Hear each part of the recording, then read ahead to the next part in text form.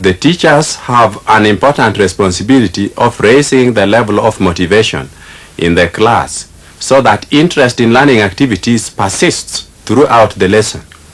As a student teacher, it is necessary for you to know that young people have a short span of attention. Even if they have interest in a lesson, they lose that interest after a certain period of time. Maybe you have experienced sitting in a quiet place, reading a very interesting book and got really absorbed in the story. Suddenly, a person comes by with a radio playing one of your favorite tunes. You are most likely interrupted by this music for a short moment. Before the interruption, the book was the object of your attention. In the short period of interruption, the music was the object of attention. Besides the interruption from music, there may have been other intruding noises, but they had not been strong enough to displace the attention captured by the book. This is also true with teaching. As you teach, you may raise the motivation of the learners and get them fully involved in your lesson. You should keep strengthening this motivation and attention so that it is not easily displaced by other forms of noise prevailing in the environment. Always remember that a weak motivation is like a house built on sand. It can be swept aside by other forms of interrupting noises from the environment, thus disrupting the process of the class. If the students you are teaching are sufficiently motivated and involved in the lesson activities, they disregard most of the noise in the environment, such as birds chirping, vehicles hooting, people chatting, and sounds from music boxes like radios and radio cassettes. It takes a strong stimulus to distract an interested student. How can you attract and sustain attention of your learners throughout the lesson? This is the subject of discussion today. There are many ways of raising motivation and sustaining attention. Let us take them one by one. 1. Varying the stimulus. As a teacher, you can motivate and sustain attention by varying the stimulus. When delivering the lesson, start by use of voice. That is teacher talking. Switch to showing them a visual aid such as a map, a picture or model. Change to writing on the board. You should also ask a visitor to perform some activities for the class. For example, demonstrate a technique of making something. Ask the visitor to tell the class something regarding the task at hand. Take the class out to see and participate in outdoor activity. Finally, some recorded material on tape or disc for learners to attend to. If a lesson is organized in this way, where at every stage they are involved in a new form of activity, their attention is likely to be sustained. You should, however, make sure that all these activities are focused on the task being learned. 2. As you teach, you can motivate and sustain attention by use of the following specific teaching skills. A. Use interaction skills in which you discuss with the class, and the class could also form groups to discuss among themselves. B. As you talk, focus the student's attention on something. For example, look at this diagram. Turn to page 13 of the textbook and read paragraph 1. Use gestures. Use your head, hands, body movement to accompany and stress verbal communication. C. Exploit the use of pauses when talking to stimulate attention. D. You should also shift sensory channels from hearing to visual, from visual to taste, and from visual to touch. E. Use movement to attract attention by getting closer to the learners and sometimes moving away from them. Move almost to every part of the room talking directly to individual students. After attending to all that I have explained above, let us turn on to the video. The video shows a teacher practicing the skill of motivating and sustaining attention. As you observe it, take note of the following 5 points. 1. Does the teacher shift stimuli, changing from teacher to pupil, teacher to resource person, to textbook or to visual aid? 2. Does the teacher move in the class in such a way as to arouse and sustain interest? 3. Does the teacher use gestures and bodily movements to stress points? 4. Does the teacher use silence or pause appropriately? Lastly, does the teacher organize effective classroom interaction? Now class, last time we started discussing the topic of gravity, and we have been looking at falling under gravity as a topic, and we have looked at various aspects so far. First, we discussed what gravity was. What did we say gravity was? Achille? We said it is that force which attracts objects towards the center of the earth. Good. Gravity, we said, was the force that attracts objects towards the center of the earth.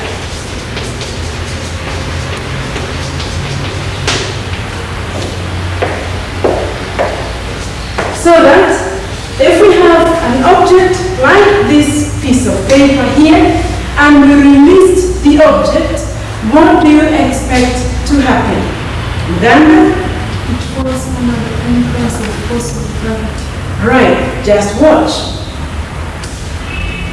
The paper went down due to the force of gravity. You remember, we also looked at a situation where you have two objects of different masses.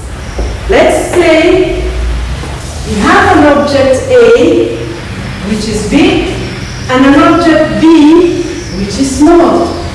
We released both objects A and B at the same time. What happened when we released those two objects at the same time? Tom? They will fall on the ground at the same time. Right. Object A and object B reached the ground at the same time. They both reached the ground at the same time. What did we say about the acceleration due to gravity for object A and object B? What did we say about the force or the acceleration due to gravity on for object A and object B? Calais? We say that the object acceleration due to gravity pulls two objects at the same time. Right, so the acceleration due to gravity on object A is the same as the acceleration due to gravity for object B. Hear that? The acceleration due to gravity for object A is the same as the acceleration due to gravity for object B. Now, this morning, we're going to look at a slightly different situation. This time, we are going to look at two objects, not of different masses, but of the same mass. Object A, the same mass as object B. I'll show you the two objects. We are going to use little balls, object A and object B. If you look at them, they are both the same height, the same size, and they are also both of the same material, which means they are both of the same mass. What we shall do, object A, we are going to release object A downwards. Object B, we are going to shoot horizontally so that it horizontal direction like this. I have object A that I'm going to release so that it comes down, 1 second, like this, vertically downwards. Look at object B. Object B, we are going to release so that we shoot it outwards or horizontally. Watch what happens.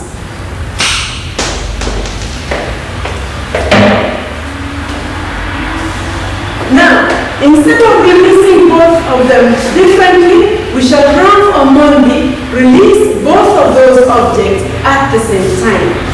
Before Omondi does that, what do you expect will happen when we release object A and object B? You will see in the sketch here,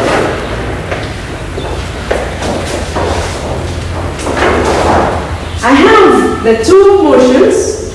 A moves vertically downwards, B moves along that path.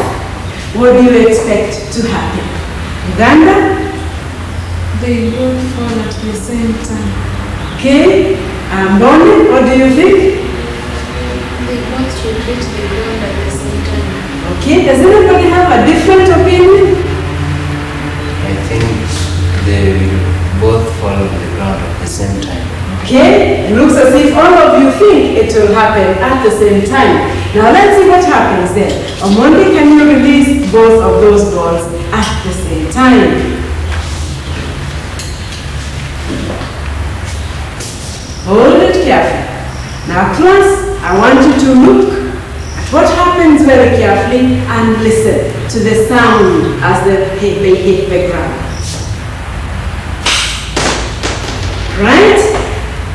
Let's have the other one.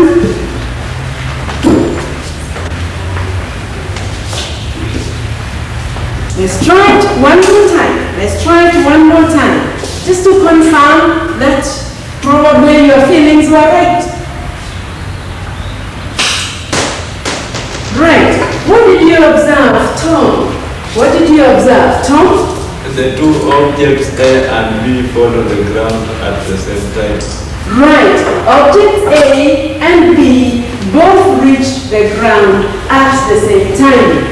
Now, it means therefore that you can see B, which we released, it started off with a motion horizontally and it also started moving downwards. So let's examine object B alone. Object B had two types of motion. This motion here, which we shall call V for velocity, horizontal, and this motion here, which we shall call V, velocity, vertical. Velocity, vertical, and velocity, horizontal. The horizontal velocity is the one that makes this body move from the original position, which we can call C here, to the next position, D. You see that? The horizontal velocity makes this ball move from C to D. The vertical velocity makes this ball move from this height, X, to this point, which we can call Y. What can we therefore say? You notice that ball A arrived Y, position Y, at the same time as ball B, which also reached the level Y at the same time.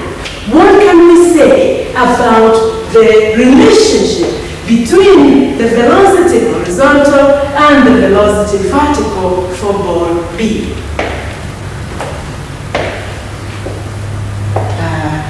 Yes, the other? Horizontal motion is independent of the vertical motion. Why do you say they are independent? Why do you say the horizontal velocity was independent of the vertical velocity? Why do you say that? Why do you say that? Yes? it did not affect the time which it took to reach the ground. Very good. That's exactly the reason. That if they were not independent, then the time taken would have been affected. So we can conclude that the horizontal motion is independent of the vertical motion. The two of them are independent of each other. In any given lesson, learners need to be interested and participate actively throughout. The tactics used in the lesson you just observed are known as the skills of motivating and sustaining attention. The teacher has attempted to arouse and sustain attention by use of the following techniques. 1. By use of gestures, hands, head, eyes, body movements, and facial expressions. 2. By use of focusing.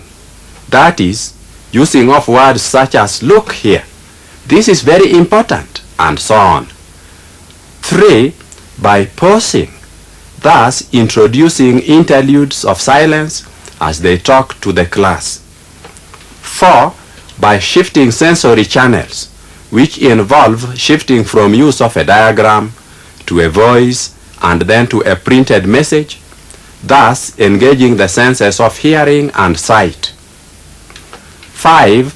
By movement, the teacher moved about in the class to create a variety of sensory adjustment. It is important for you as a beginning teacher to practice the skill of motivating and sustaining attention as explained and practiced in the previous lesson. You are free to add other personal skills so long as they can work.